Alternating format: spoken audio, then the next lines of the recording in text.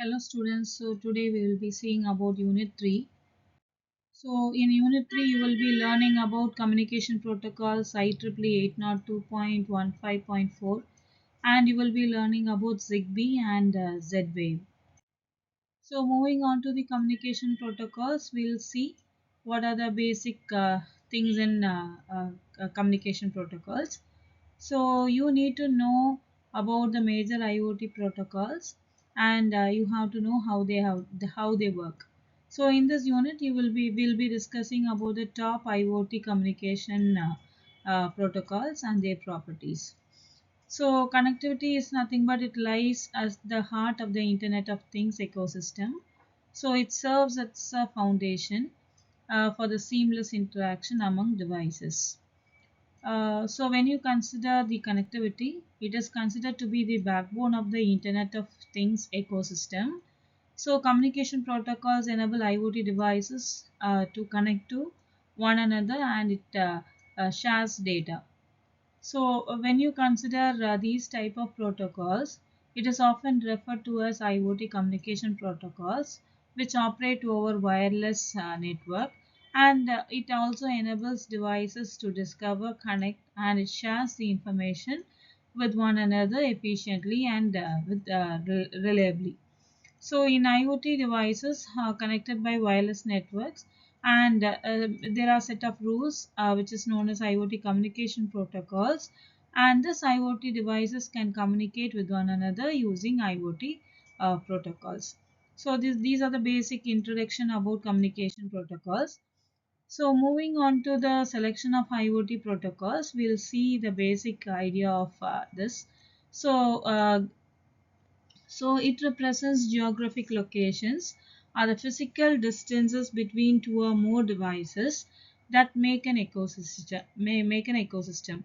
So the perfect IoT communication protocol is decided by the special requirements and it specifies the limitations of a specific device. So power consumption requirements is the duration for which the IoT devices continue to operate on. So here we have some following factors that determine the selection of IoT protocols. So here we consider a huge number of huge number of connected devices. So which makes the Internet of Things, and it enables continuous communication across the globe.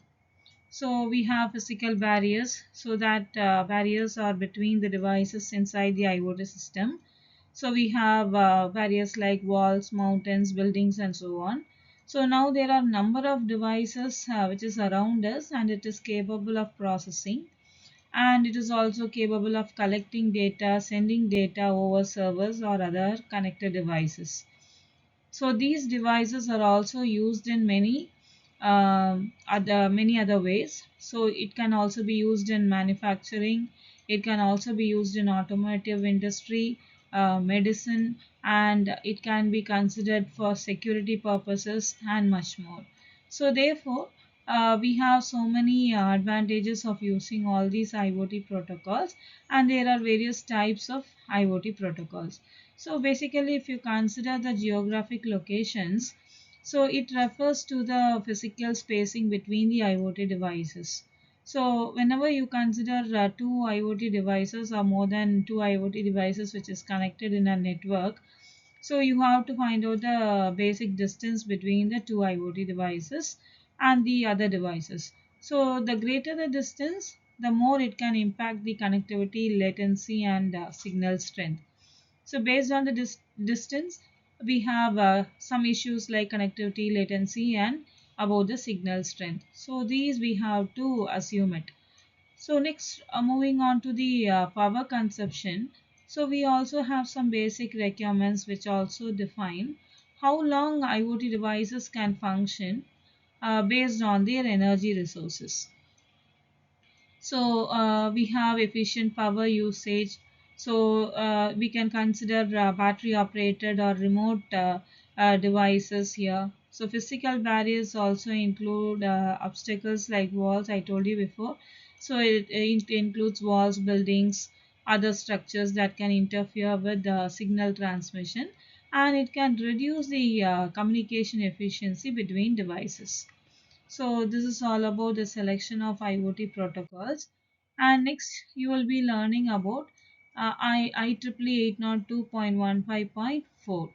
So when you consider this particular device, it is the low cost, low rate wireless access technology for devices. So that can be operated on batteries.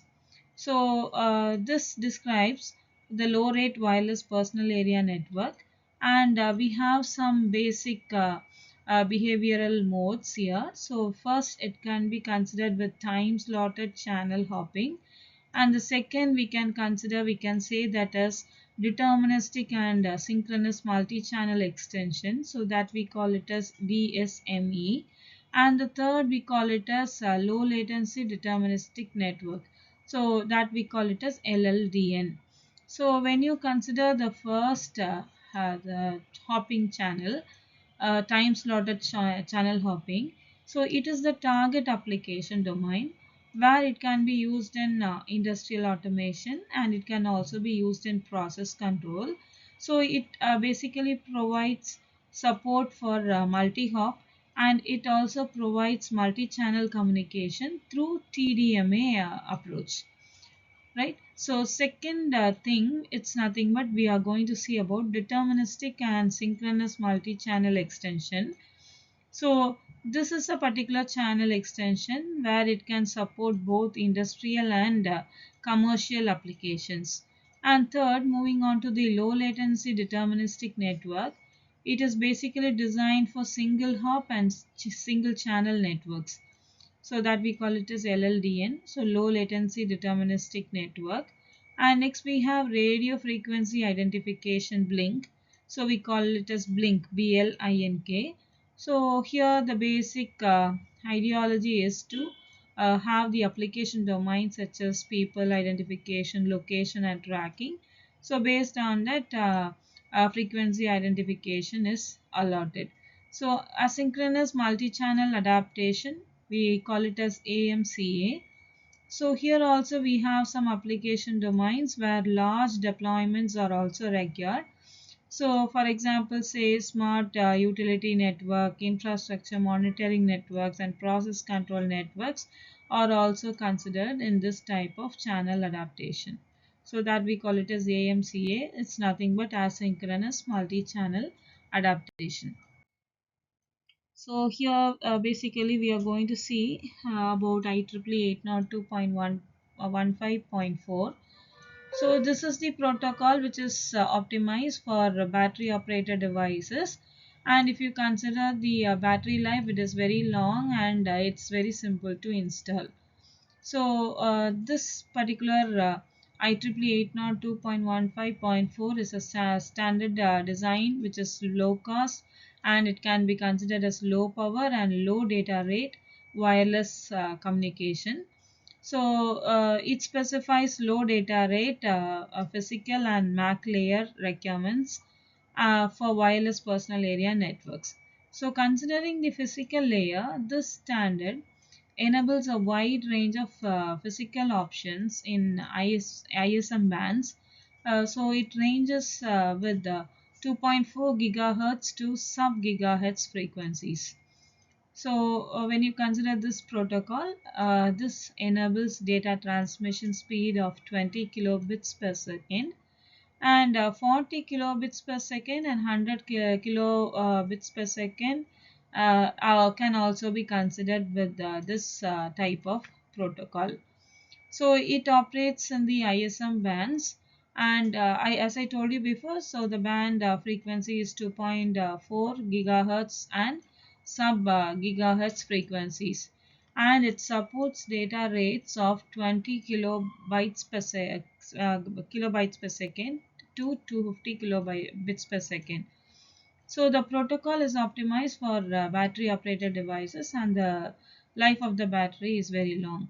So when you consider this type of protocol, the fundamental structure assumes 10-meter range, and the data range of 20 kilobits per second is um, 20 kilobits per second is used. To further reduce power usage, we can also lower the data rates as possible. So this particular protocol regulates RF transceiver and channel selection. So both are possible here, and even some energy and signal management features can also be considered in physical layer. So based on the frequency range and data, performance are needed. So there are six physical layers specified here. So four of them will consider hopping techniques, so which is directly considered as direct sequence spread spectrum. We call it as DSSS. And here, data service and management service can share a single package structure so that they can maintain a common simple interface with Mac.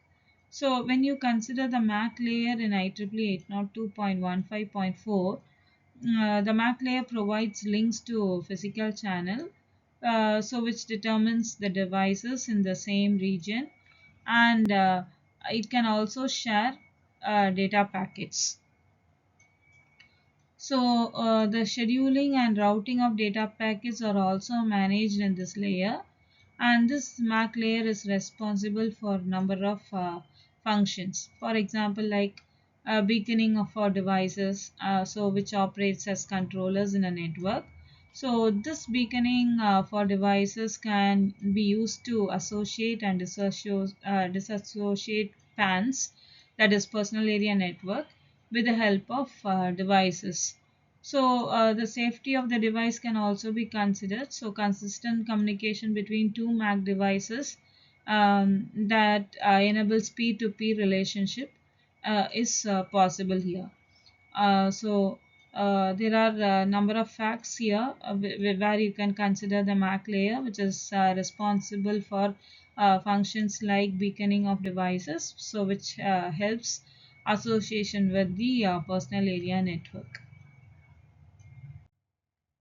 So moving on to the same part, we'll go for IEEE 802.15.4E. So this particular protocol is mainly used for industrial applications, and 802.15.4G, which is mainly used for smart utility networks. So smart utility network is defined as SUN. So when you consider 802.15.4E, so it introduces some general functional enhancements. So when you consider the low energy, this mechanism is intended for applications that can trade latency for energy efficiency. So it can also consider nodes to operate with a very low duty cycle. So information elements can be considered here. So it is an extensible mechanism to exchange information at the max sublayer. And when you consider a protocol, we have enhanced beacons, so we call it as EB. So here, enhanced beacons are an extension of 802.15.4 beacon frames, and it can provide greater flexibility. So that is the advantage of using 802.15.4 beacon frames. So they allow great application specific frames. So when you consider multi-purpose frame, so this is the mechanism which provides a flexible frame format, so it can address a number of MAC operations. So when you consider MAC performance metric, so this is a mechanism where it is used to provide appropriate feedback on the channel quality to the networking and the other upper layers. So it provides appropriate decision which can be taken on time. So when we move on to fast association, we have some protocol association procedure. So where it introduces a significant delay in order to save energy. So for time critical application, latency has priority over energy efficiency. So this is all about IEEE 802.15.4E. So we'll be seeing some more detailed elements in this protocol. So when you use 802.15.4e, it improves the old standard by introducing mechanisms like time slotted access, multi-channel communication, and channel hopping. So moving on to this standards, we have a framework which is meant for lower layers. So lower layers are nothing but MAC and physical layer. So for a wireless personal area network, we can consider. So this standard utilizes a direct sequence spread spectrum. So it has some scoring scheme to transmit information. So when you consider this direct sequence spread spectrum, that is called as DSSS. So it uses phase shifting keying modulation to encode information. So the physical layer defines frequency band, transmission power, and modulation scheme of the link. And when you consider MAC layer, which also defines medium access, and it also has flow control of frames. So when you consider BSK, BSK has 868 by 915 megahertz data transmission rate, and when you consider other transmission rates, which is really very higher, so 2050 250 kilobits per second is possible.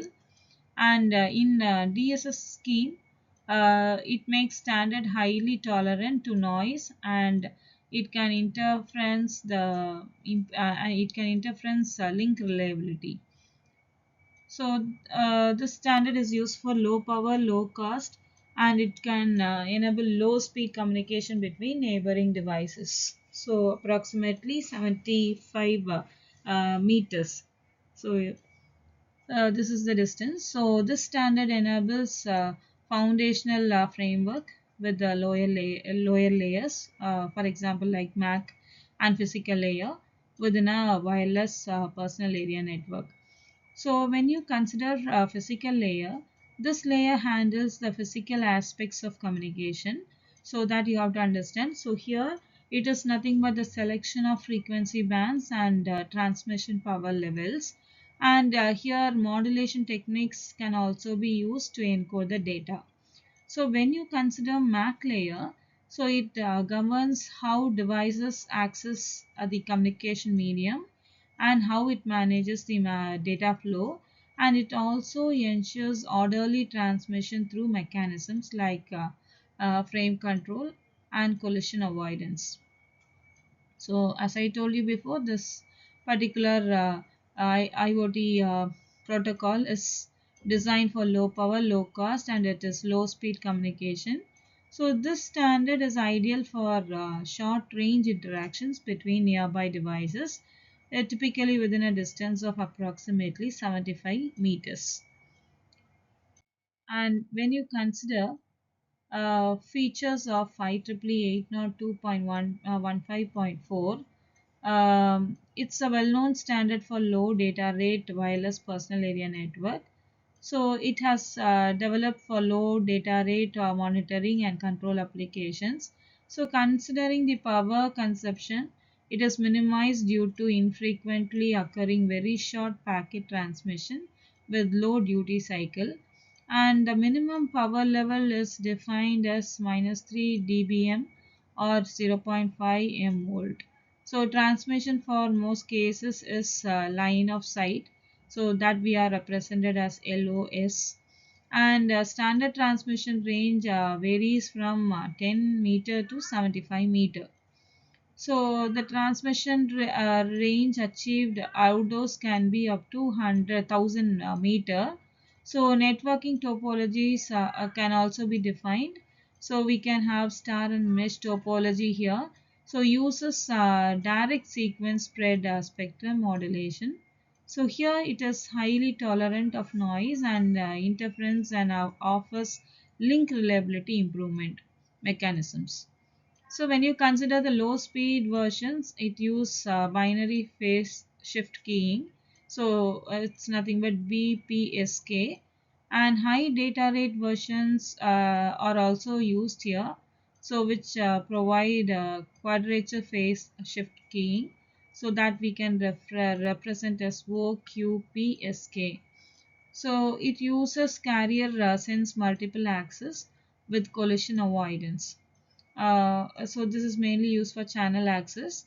So this standard uses only first two layers, physical layer and MAC layer, plus the logical link layer and service specific convergence sublayer additions to communicate with all upper layers. So it operates in the ISM band.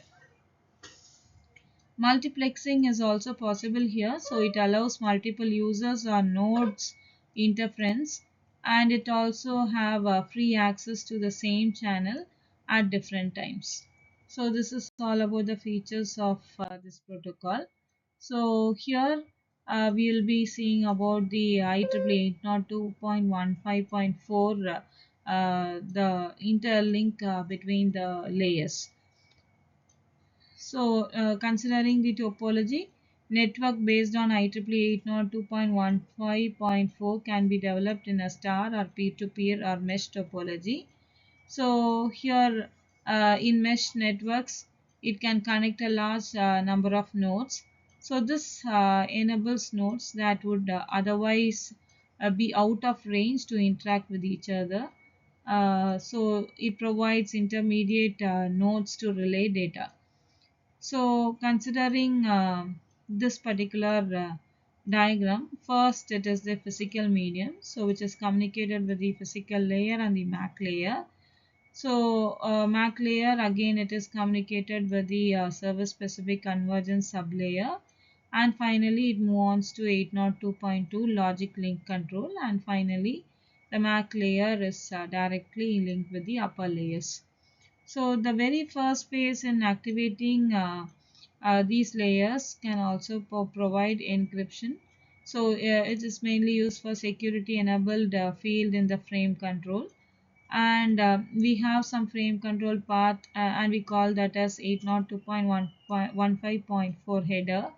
So this field is a single bit which is assigned to one, and when you consider the auxiliary security header, it is formed following the source address field.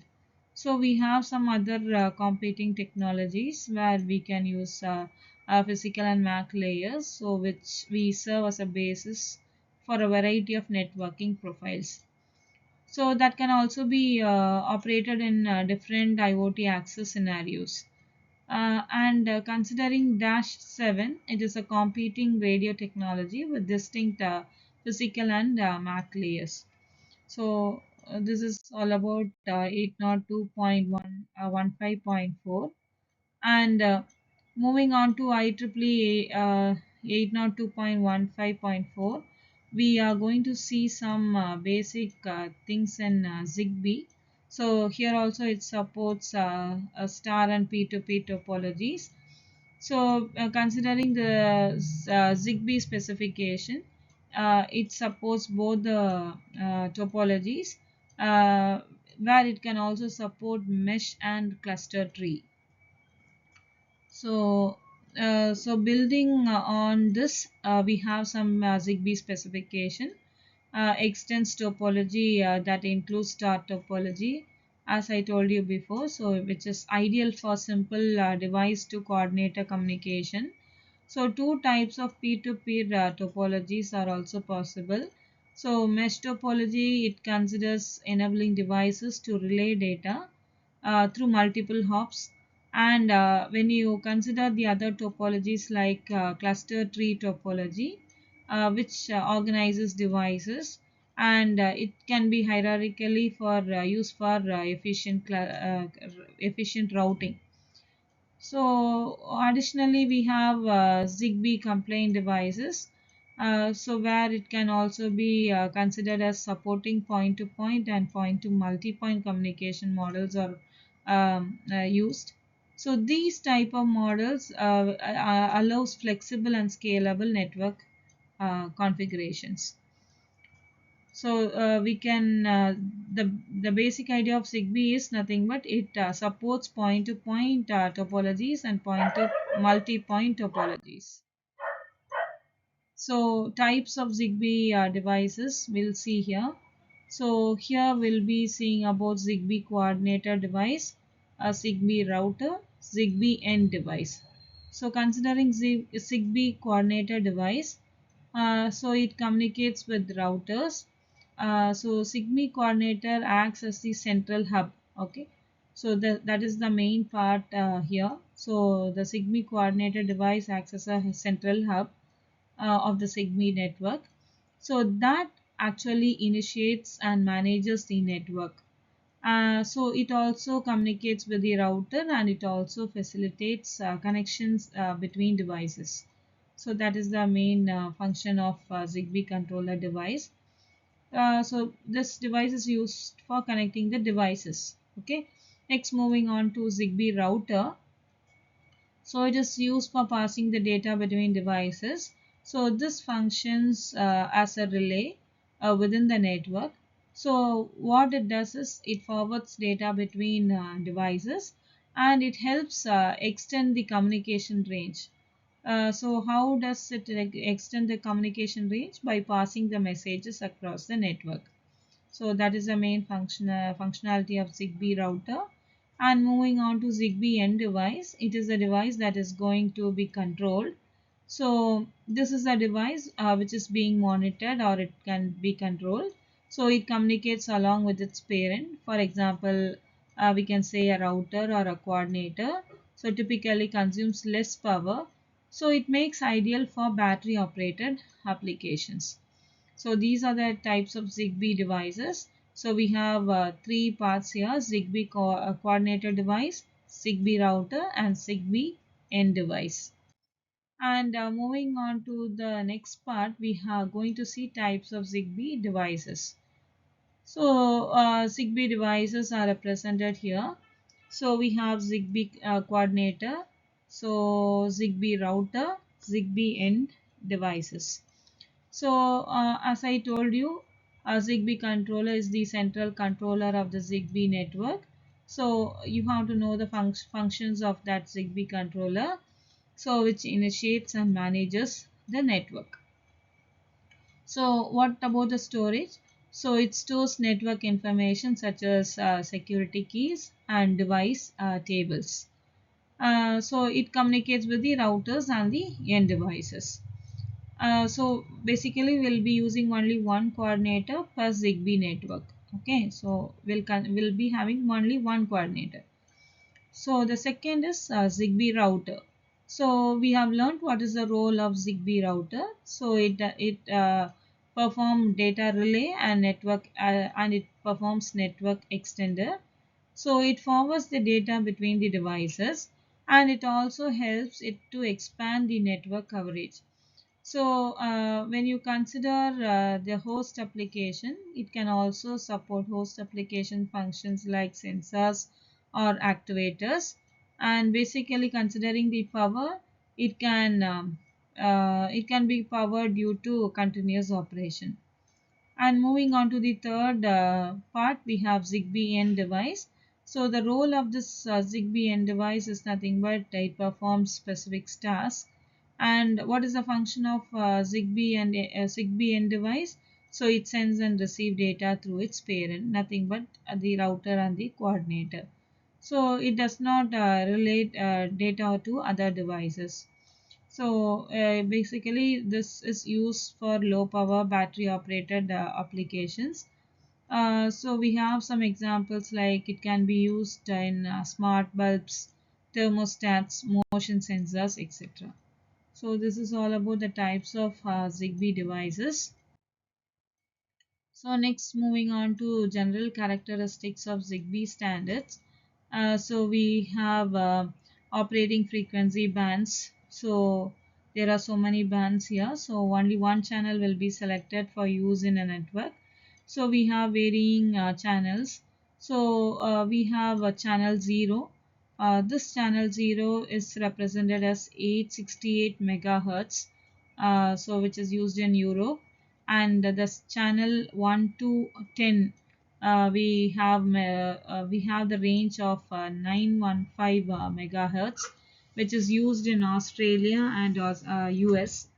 And channel 11 to 26, we have range from 2.4 gigahertz, which is used across the world. So when you consider the basic Zigbee standard, it is low power consumption. So the data range is from 20 to 250 kilobits per second. So the short ranges from 75 to 100 meters. And network join time is approximately 30 milliseconds. And moving on to the support of small and large networks, we have up to 65,000 devices, and we have 240 devices which can be used practically. So low cost of products and cheap implementation is also possible here with the Zigbee. So it's considered to be an open source protocol. So extremely it is low duty cycle, which has three frequency bands with 27 channels. So this is all about Zigbee standards. And next, moving on to the features of Zigbee, we have stochastic addressing, link management, frequency agility, asymmetric link, and power management. So we'll see one by one in detail. So when you consider stochastic addressing, so this is the device where we can assign random addresses upon joining the network. So consider this particular device. This approach includes a built-in mechanism. Okay, so for addressing address conflict resolution, and it has some parent nodes which is not required to maintain a table of assigned addresses. So it can also simplify the network management. So yeah, this mechanism is used for address conflict resolution. So when you move on to link management, so here each node continuously monitors the quality of its links to neighboring devices. So the link quality metric is used as a cost factor in routing decisions, and it also ensures efficient and reliable data transmission. So moving on to the frequency agility, node experience interference report to channel manager.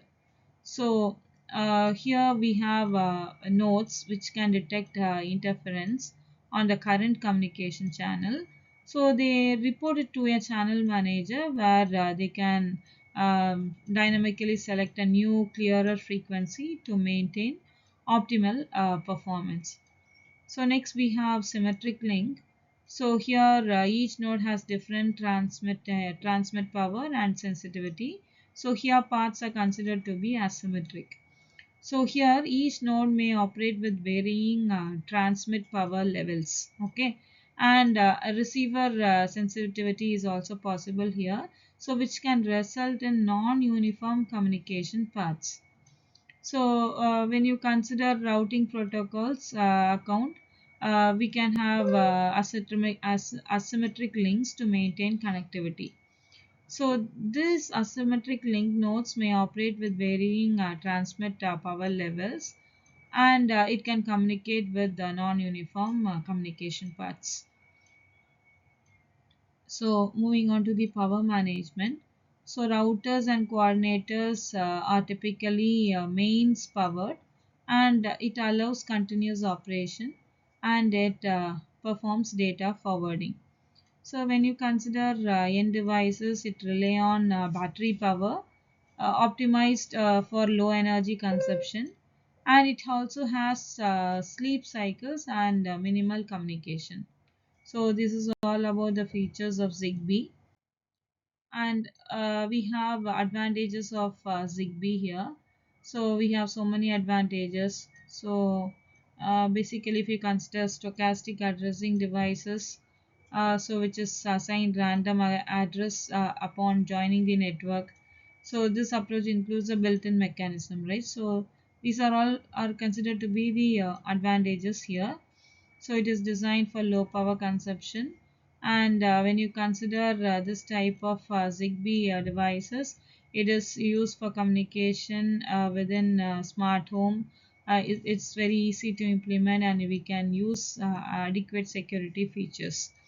And considering Zigbee, it is very low cost. So since it is inexpensive, it is very effective solution to implement IoT applications.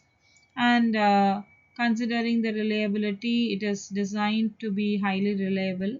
And with the robust mechanisms, it plays a vital role where data is delivered reliably, right?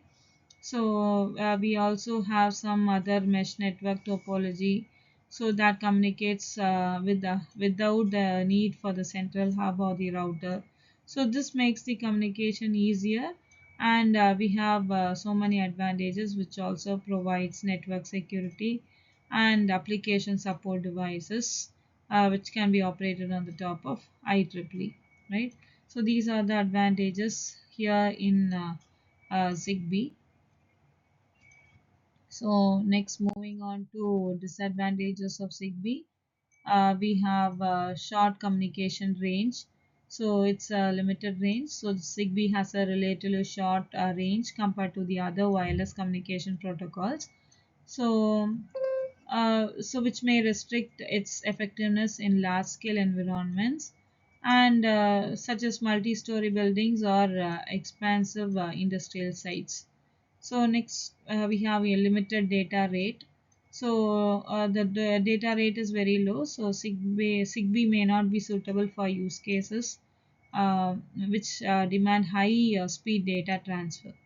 For example, like video streaming or large file exchanges, that is not possible here in Zigbee. So moving on to the interoperability. So here the challenges can be mentioned, like loss widespread adoption with other IoT standards. And considering Zigbee devices, it can face some compatibility issues. So it can make it harder to integrate with products from different manufacturers, which can be modified into a unified system. So moving on to the security limitations, we have Zigbee, where it can include basic security mechanisms. So here the features are not robust, right? So as those in other protocols, it is not very robust. So potentially exposing to other networks to greater vulnerability.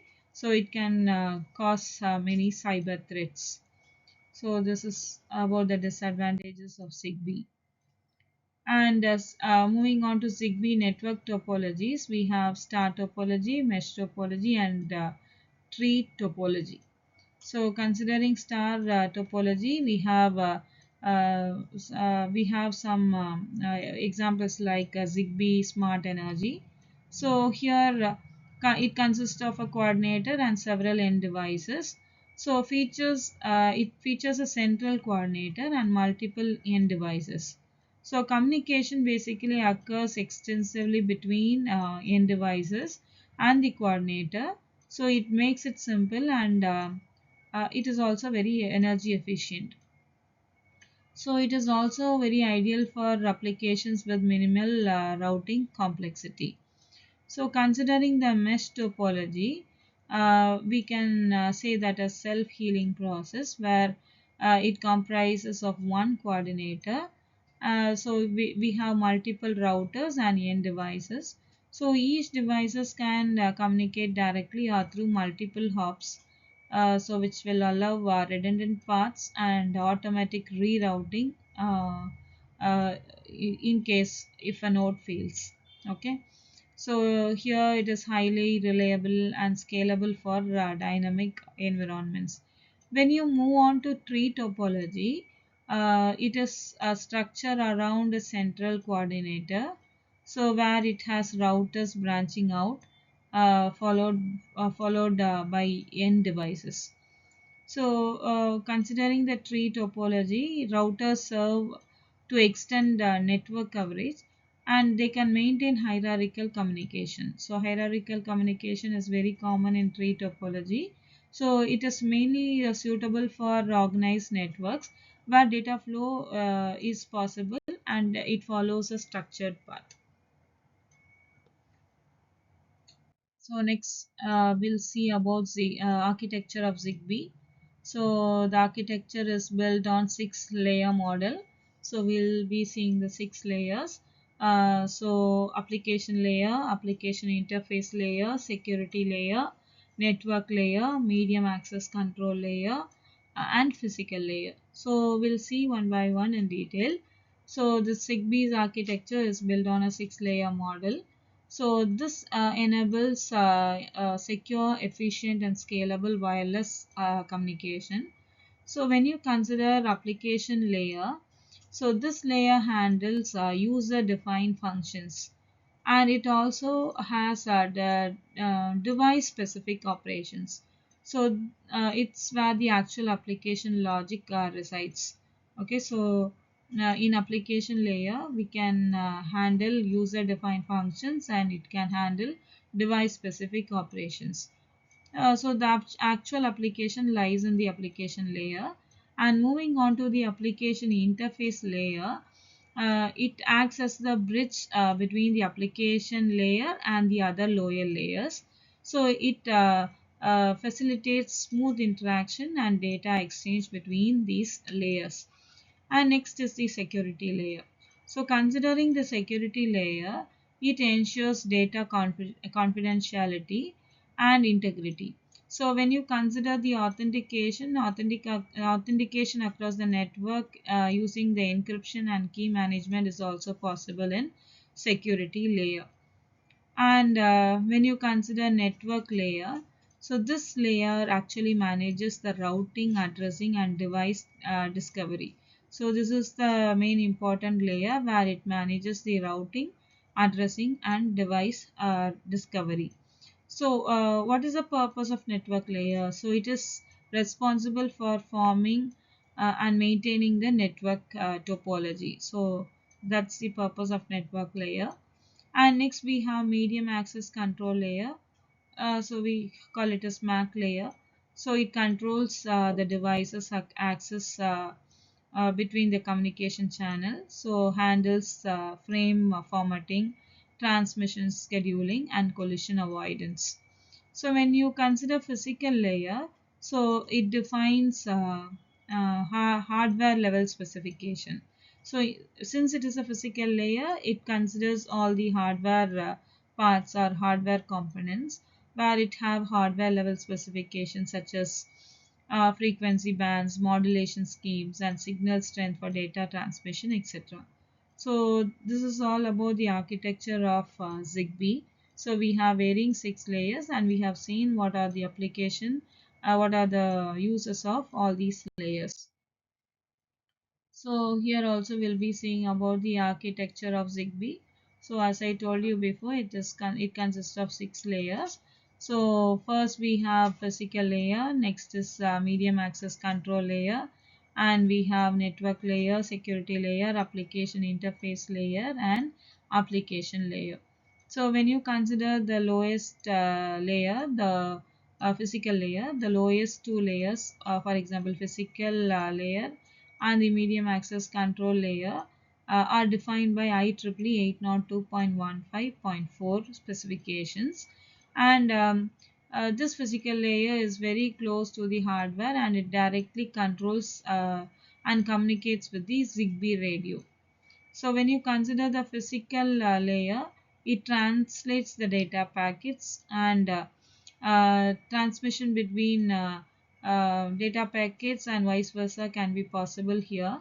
And when you consider the MAC layer, this layer is responsible for interface between the physical and the network layer. So it acts as a bridge between physical layer and the network layer. So the MAC layer is also responsible for providing PAN ID. So that is the function of this medium access control layer, and it also has network discovery through beacon request. So next, moving on to the network layer. This layer acts as an interface between MAC layer and the application layer, and it is responsible for mesh networking. So here when you consider the application layer in the Zigbee stack is the highest protocol layer, and it consists of the application support sublayer, and it has Zigbee device objects. So it contains all the manufacturer defined applications, and we have varying functionalities of these particular layers. So next we'll move on to channel access. So when you learn about channel access, we have two methods. One is contention based method and the second is contention free method. So we'll see what is meant by contention based method. So we call it as carrier sense multiple access with collision avoidance mechanism. So we call it as CSMA/CA. So this particular method provides devices to listen to the channel before transmitting to avoid collisions. So this method is ideal for non-critical, and it is ideal for low traffic communication where timing is flexible and devices share their medium dynamically. So based on contention free method, so it employs guaranteed time slots, and it is allocated by the coordinator. So each device is assigned a dedicated time slot, and it ensures collision free transmission. So this contention free method is denoted as coordinator dedicates a specific time to each device, and we have a guaranteed time slot that we call it as GTS. So this particular method is best suited for time sensitive or a high priority data, for example like security systems or industrial controls. And we have some basic Zigbee applications like home. It is used in home automation, medical data collection, and for example like meter reading system, light control system, industrial control system, and it can be used in commercial systems like commercial environments like government markets worldwide, home networking, etc., and so on. So these are the basic methods used. And next we all will be seeing about Z-Wave. So it's a very important protocol. So Z-Wave, it is a wireless communication protocol. So it which is used by automatic or automotive applications for the purpose of connection and communication. So when you consider Z-Wave, it is invented in 1999 by Zensis, a Danish American company. So here we have some characteristics of Z-Wave, and we have some components which we'll see in the next slides. So here when you consider the Z-Wave protocol stack, we have physical layer. The next layer is the MAC layer. uh, yeah, after the MAC layer we have transport layer, network layer, and application layer. So Z-Wave layered architecture ensures modular design, so which is mainly used for interoperability, and it specifies robust communication. So Z-Wave protocol stack is especially used in environments with limited bandwidth and power constraints. So moving on to the Z-Wave protocol stack, we will be seeing all the layers in detail. So first, I told you it consists of 5 layers: physical layer, MAC layer, transport layer, network layer, and application layer. So moving on to the application layer, we will see in detail what are the functions of physical layer. So mainly in physical layer, it handles modulation, RF channel selection, and it uses preamble synchronization. So it transfers data in 8-bit blocks with the most significant bit which is sent first. So it also support data rates, for example, like 800 kilobits per second, depending on the version. Okay. So next we have medium access control layer. We call it as MAC layer. So here in this layer we have medium access control. We have slave nodes based on collision avoidance, and we'll be using some backup algorithms. So it also manages channel access. It also uses collision avoidance and backup algorithms. So it controls network operations based on home ID and node ID. So it also ensures the orderly communication among slave nodes. So when you move on to the transport layer, this particular layer is responsible for packet transmission, acknowledgement, and retransmission. So that is the main purpose of transport layer. So here it supports four frame types. So we'll be seeing one by one about the frame types. So first we call it as single cast one to one. So the second one we call it as acknowledgement ACK, and the third we call it as multicast one to many, and the fourth we call it as broadcast to all nodes. So these are the things which is supported by the transport layer. And next we are going to learn about the network layer. So as I told you before, it controls routing of frames between nodes.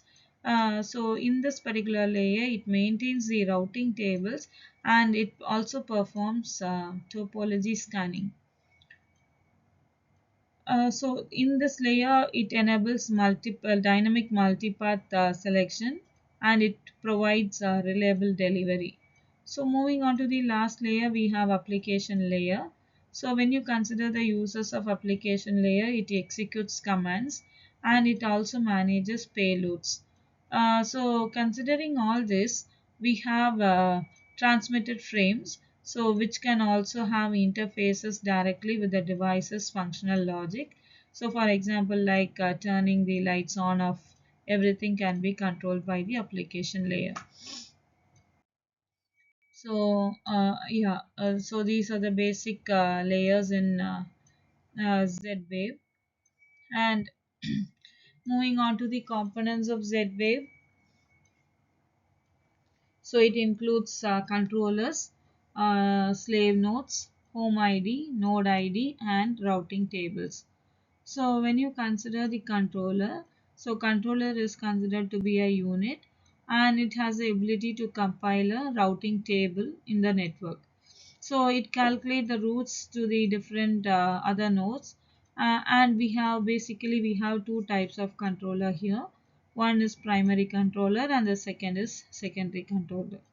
So controller are the central units. So we have which is responsible for managing network communication, and it also provides data between nodes.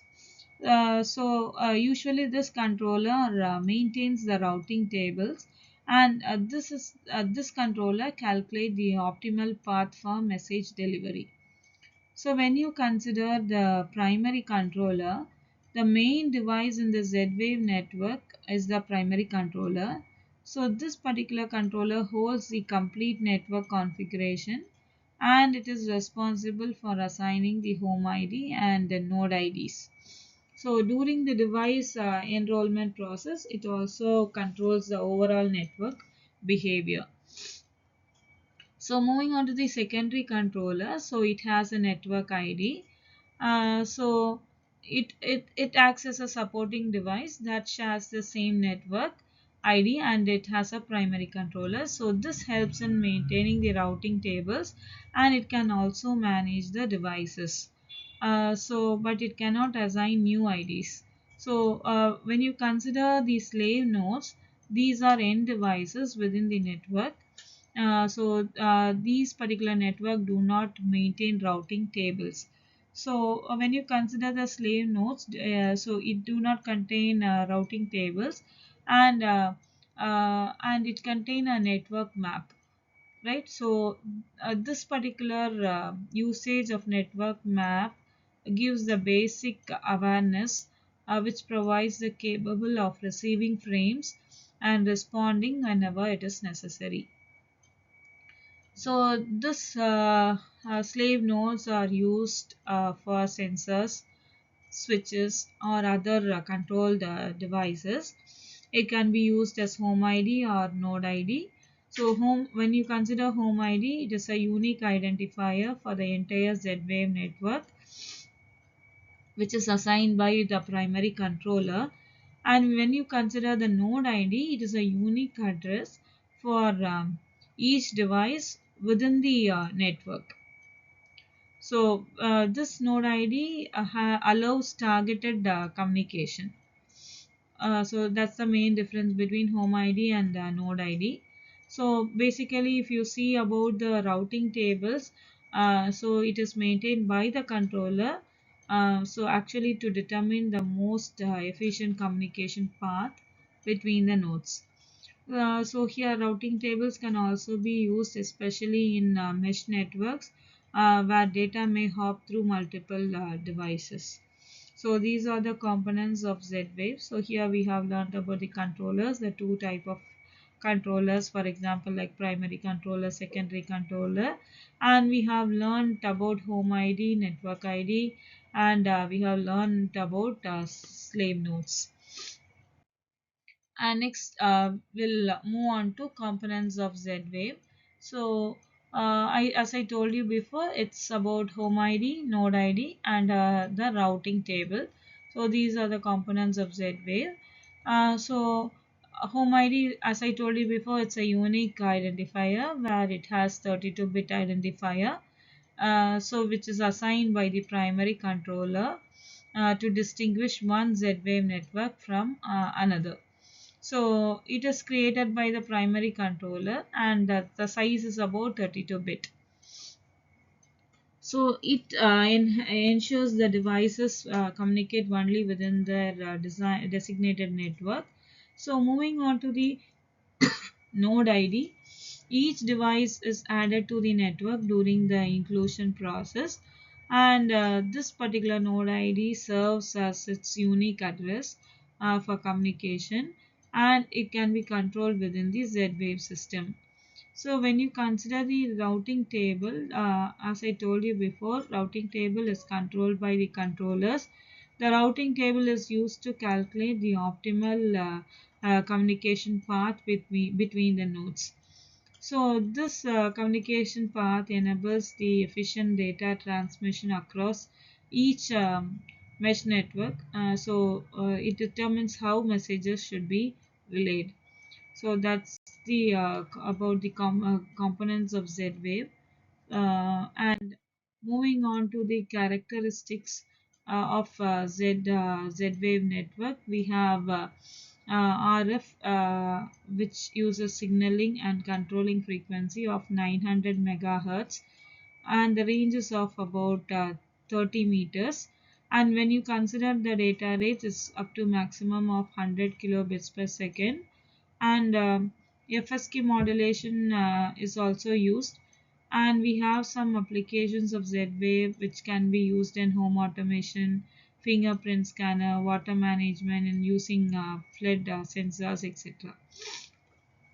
So this is the representation of Z-Wave, where you have primary controller and secondary controller. So we have all other slave nodes. So totally here we have 5 slave nodes. And yeah, so we have learned about the basics of Z-Wave and the characteristics, and we have learned about the home ID and node ID informations. So in next class, we'll be seeing about the other IoT protocols in detail. Thank you.